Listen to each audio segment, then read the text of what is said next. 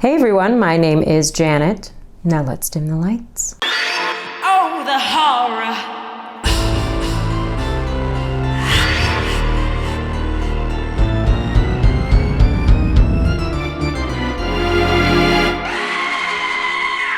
Hey guys, welcome back to my channel where we talk about all things spooky, uninviting, and downright horrific.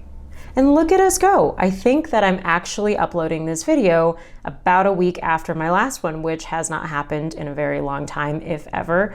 I don't want to jinx myself or promise anything that I can't deliver, but I have had a few more extra days this week than I pretty much have had since I left for vacation in June. So I was really able to catch up on some films, do some scheduling, write my script out for a couple of videos. So hopefully things will go back to a semi-regular schedule. I really apologize for the inconsistency of my videos lately. I know that I've been kind of saying that at the beginning of every single video, and I feel really terrible about that. It's an excuse as old as time, but work has been a bit hectic lately, and I'm super grateful for it, but I think it's just been a learning lesson on how to juggle everything, because YouTubing does take a lot more time than I did anticipate in the beginning, which is okay. I just have to kind of find a schedule and a groove that works so that I'm able to continue to upload weekly. Don't mind me. If you only knew how hot it was in this room. I had to turn my AC off because we live in a really old building with no central AC, and so we have a window unit that uses the same plug that I use for my lights. So I may be glistening as I speak, and just don't even worry about it if a bead of sweat just drips down the center of my face. Just act like it's not there. I do want to share a little anecdote from last weekend. P and I went to a horror convention in Long Beach, and it was pretty awesome. It was just a bunch of different vendors selling really cool SFX masks and all sorts of horror props and horror themed food and clothing and makeup and anything you could possibly imagine. I think there were over 1,000 vendors. But while we were there were two very special people doing signings. If you've ever heard of the movie The Greasy Strangler, which some of you may have not, it's a bit of a cult favorite, I would say, and just an absolutely ridiculous horror comedy. But two of the main actors, Michael St. Michael and Sky Elabar, were there, and I had a little bit of a fangirl moment because this movie is so absolutely random, but it was so important during a certain period of my life, and it was just a really cool moment, and they were so awesome. And we actually did talk about having them come on the show and do a little interview, so maybe one of these days I will have them guest star with me and we can just talk about the movie, because it is absolutely hysterical and wild. And if you have not seen it yet, go watch The Greasy Strangler, and hopefully you'll see them on my channel someday. Final piece of housekeeping before we move on. My August letterbox list is up, of course, because it is already August, but I don't know if I mentioned it to you in my last video, but we now have about 21 titles in that list, so go and check it out. There's some really great movies coming out this month.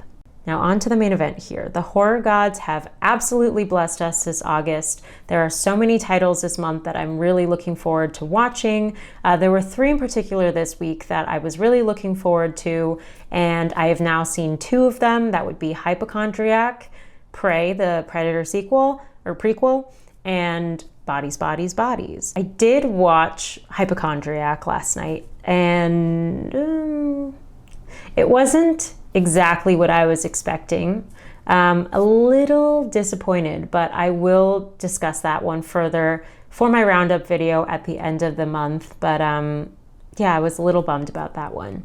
Prey I have not seen yet, still waiting on a couple friends to watch that this week, but let's talk about Bodies, Bodies, Bodies. So I remember watching this trailer when it came out a few months ago, and I was super stoked about it because I love a self-referential black comedy, and as soon as I saw Pete Davidson in there, I knew it was on. My first impression of Bodies was that it was a Gen Z mock fest of the whole teen party gone horribly wrong trope that we've seen a million times over. Think Truth or Dare. I had high expectations for this one coming off of watching Scream, which I think did such a good job of satirizing itself while still staying within the Scream franchise canon.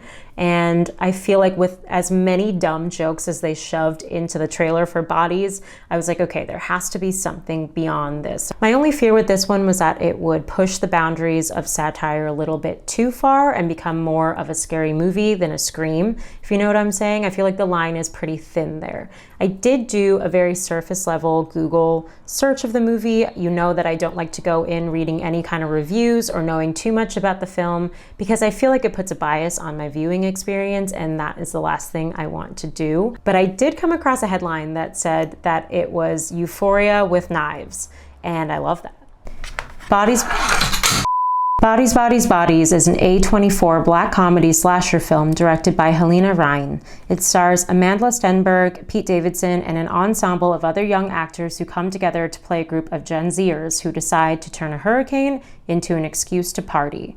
What begins as a reckless rich kid free-for-all soon spirals into chaotic whodunit when they decide to play an innocent game with some very dangerous prizes.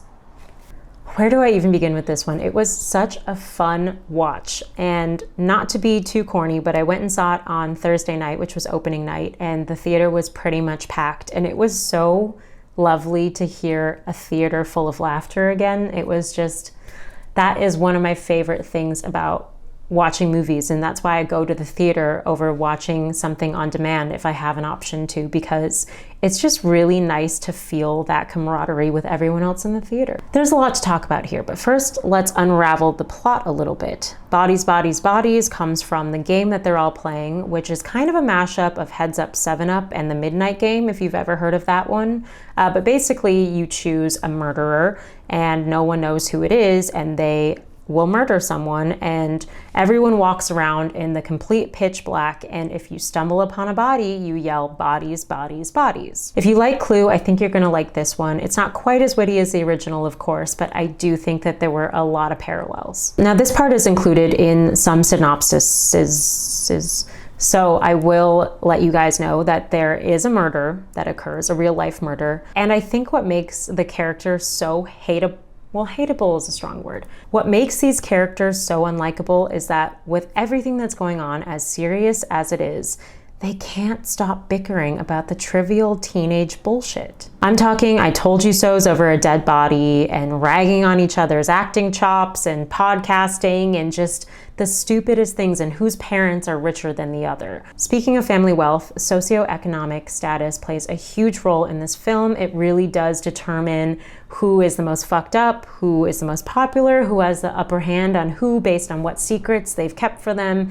It just goes on. Euphoria with Knives is the perfect way to describe this movie. As I was watching, I was jotting down all the Twitter speak that Gen Zers are known to overuse and therefore kind of desensitize us to. Just to name a few, we have gaslighting, borderline, ableist, body dysmorphia, toxic, you're silencing me, triggered, and my favorite, he's a Libra moon.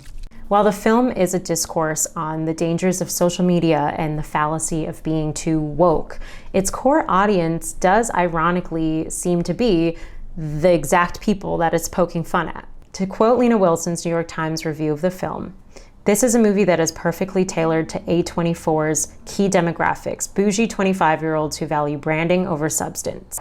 I do disagree with the latter half of her statement because I did enjoy the film. Maybe one of the reasons I was able to appreciate it more was because I'm not part of that demographic, and it didn't feel quite as self-referential to me. I think one of the most successful parts about Bodies is that it was so brutally honest and really makes us take a look at ourselves. For example, there was one scene where a girl is having an actual serious moment and shares the fact that her mom has borderline personality disorder and that it's heavily impacted her life. And in that moment, another girl chimes in and says, "Guys, I have a confession. I have body dysmorphia." And everyone scoffs at her and shames her for saying that because there's a hierarchy of trauma, I guess. And the film is acknowledging that. And even though we would never actually laugh at someone who admits something like that in real life, everyone in the theater was laughing because there must be some kind of seed in our minds that does believe this to be true. When you hear yourself laughing in the theater with everyone, you kind of realize, oh, fuck. And that's kind of what Bodies does. It makes us aware of how fucked up we are, and not only these kids. We can't really sit here and talk shit about them when obviously if we're relating to these moments and we're laughing at these moments, maybe there's a part of it that we also buy into. Yes, this film was absolutely ridiculous, but I actually think that it took it just far enough.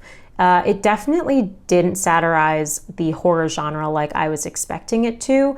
I think it was really laser focused on pointing out the insufferable nature of a certain generation. But for anyone who wants to say that the film overdid it, I grew up in a very similar situation, and this was pre-TikTok and pre-social media mostly.